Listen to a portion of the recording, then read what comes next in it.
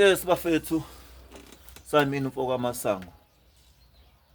Yazi kunento engizwa abanye abakhomentayo kabuhlungu. Yabo. Kunento engizwa abakhomentayo kabuhlungu. Yes. Ama-video kwesinye isikhathi akakuqhathi nabantu ngobani? Wena usuke ukhuluma ngoba nakho usizi ulwazi ngesimo okusona.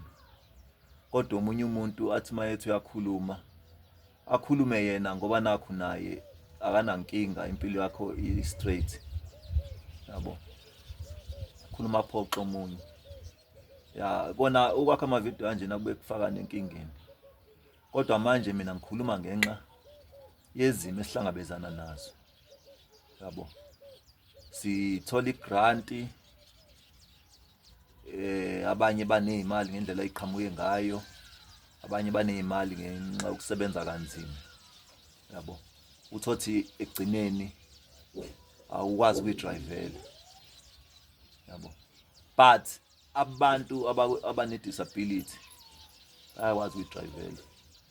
Zikhona izindawo zokufundisa abantu ukudriver imoto eziconvectiwe, okuyinto enhle leyo esijabulelayo ukuthi abantu abakwazi uku-afford imoto ukuze baphume kulolu sizo esinalo le transport, bakwazi ukuthi bahlele impilo yabo. Yabo. Bafethu, mina ngazalwa ngiphila nje nginormal. Ngaleyo nyaka engalimala ngawo engozini emoto, end up ngihleli wheelchair. Ngahlangabezana nezinto eziningi ezidabukisayo ezibuhlungu. Nempilo ebuhlungu. Ngalwisana naleso simo.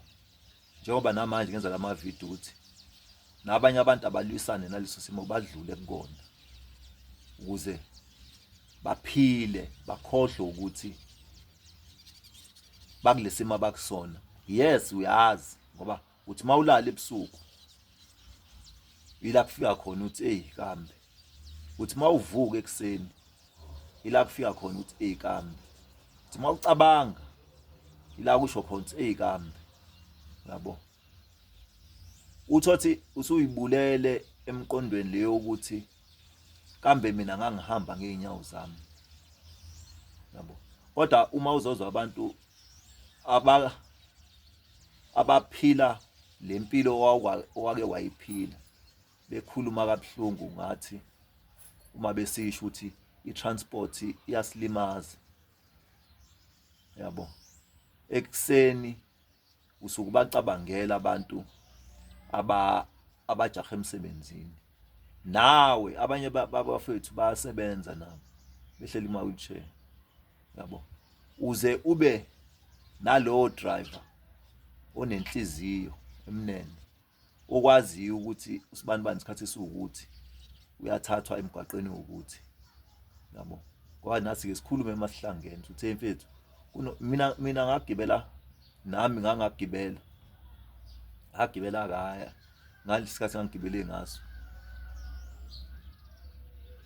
Ngenhlanhla ngizosizwa umuntu ongaziyo ngakithi ethuswa ukungibona sengikwi-wheelchair. Wathuswa yilokho weza wangilekelela engangihamba nabo. Wangifaka emotweni. Ngisho sengehla wahlehlela wazongibeka egate-ini. Ngafunda impilo obuhlungu betransport. Yabo. Kubuhlungu ukulibazisa abantu. Nami isimo esengikusona. Yabo. Akhona amabhasi akhishiwe ekuthiwa abantu abakhubazekile. Awekho enough ngalendlela ukuthi angasi-provide sonke. Yabo, sibaningi manje bafethu, sibaningi manje abantu abahleli ema-wheelchair. Fanele umphakathi ukwamukele lokho, ukuvuma ukuthi abantu abahleli kuma-wheelchair baningi manje and abasebancane abafuna impilo, abasafuna ukuya esikoleni, abafuna ukuyosebenza. Njengoba abantu ngithi mina ama-learnerships njena abuye abe isidina. Ayinhlanhla phela ukuthi khona umuntu othola something kuphela kwenyanga. Kodwa ekugcineni awuqashwa ndawo. Awuqashwa ndawo nama-learnership. Isidina leyo nto mina iyangicika leyo nto.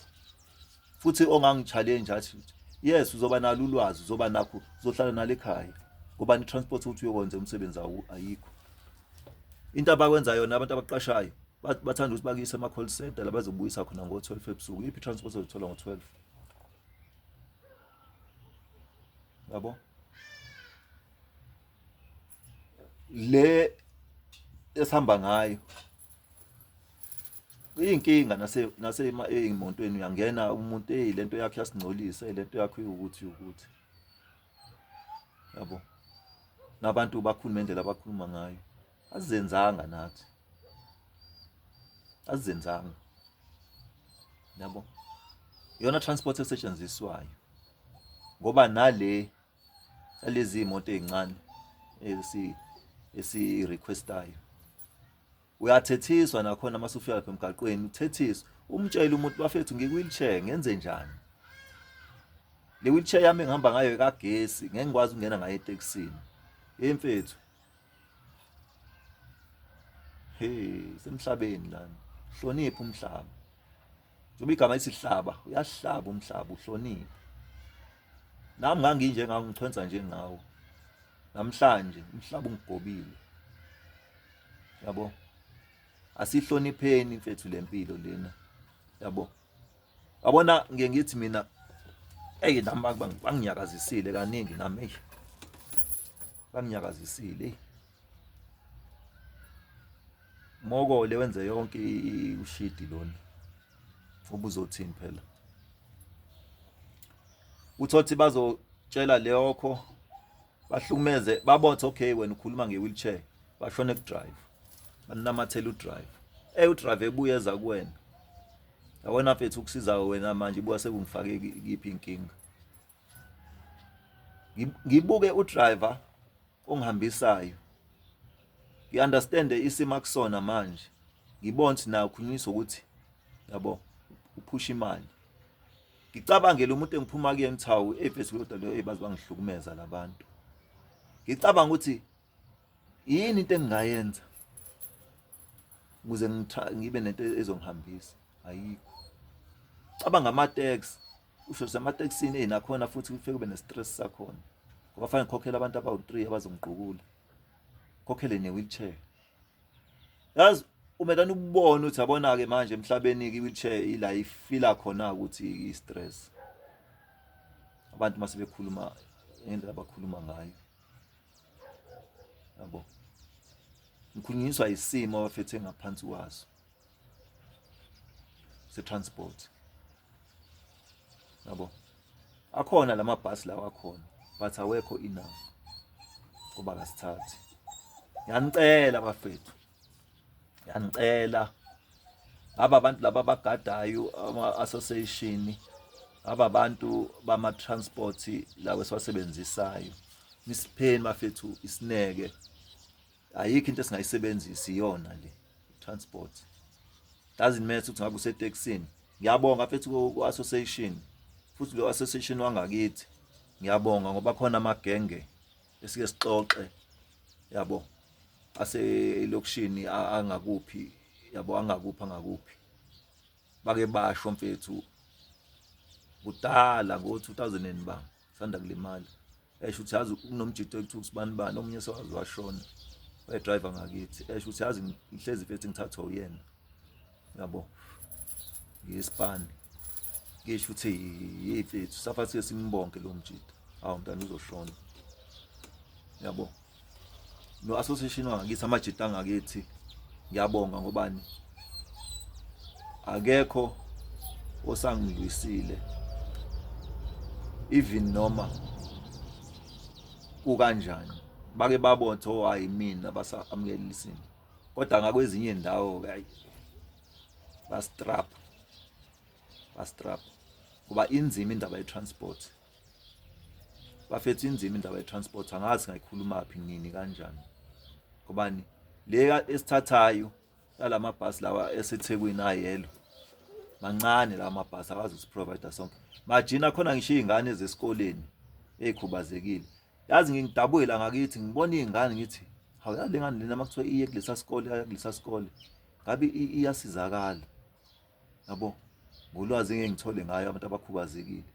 ngithi awuyazi lengane naleni yezo ucabange ukuthi khona abantu othi ade ukhuluma ngakithi uthothi ade sihlangene sabantu abakhubazekile ubona ukuthi yazi abantu mase beye lapha nalapha nalapha uthi mase uyabheka inkinga ye-transport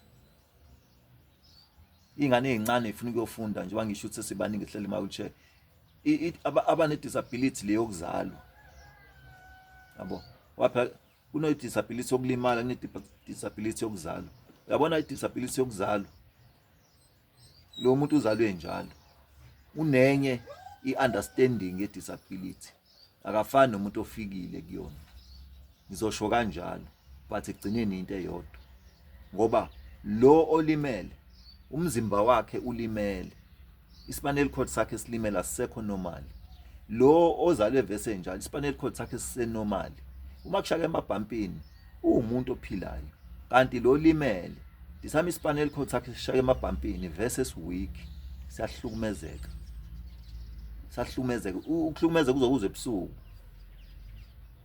yabo siyahlukumezeka so bafethu ziningi inkinga sibhekana nazo kodwa ngenxa yokuthi siyaphila semhlabeni uNkulunkulu abe nathi nalabo futhi abasilekelelayo abanikeza inhliziyo zabo ukuthi basisize sibafisela okuhle asubscribeeni silikeni sicommenteni sixoxeni nisho ukuthi yini singakhuluma ngayo ukuze sibone ukuthi singabekana kuphi siyeni phambili sakheni impilo kubantu abane-disability yokulimala abazalwe nayo siyeni phambili nezingane singayikhohlwa bafethu sibongeni shabhini konke okuhle kwenzeke